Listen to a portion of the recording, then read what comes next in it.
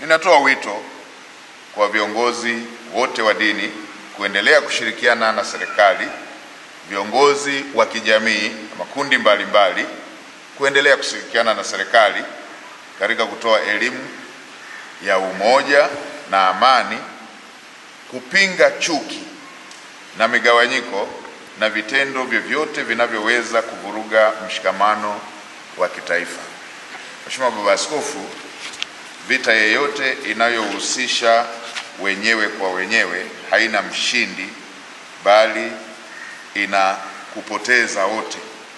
Hivyo hivyo na mgawanyiko ndani ya taifa hauna mshindi, bali una matokeo ya kushindwa wote kama taifa.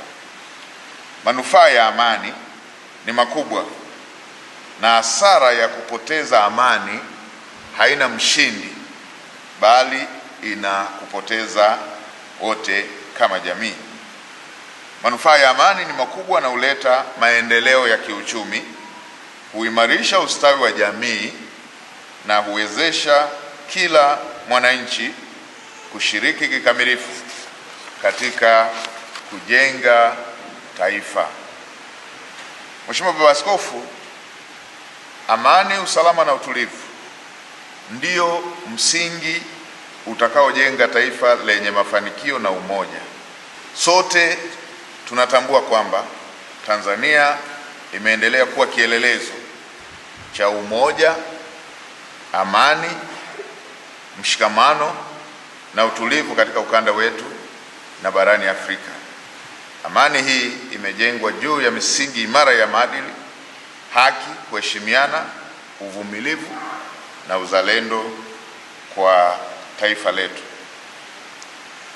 Serikali inaendelea kutekeleza wajibu wake wa kulinda amani na usalama wa nchi pamoja na kuwajenga Watanzania, hususan vijana, kuthamini dhana ya uzalendo kwa nchi yetu.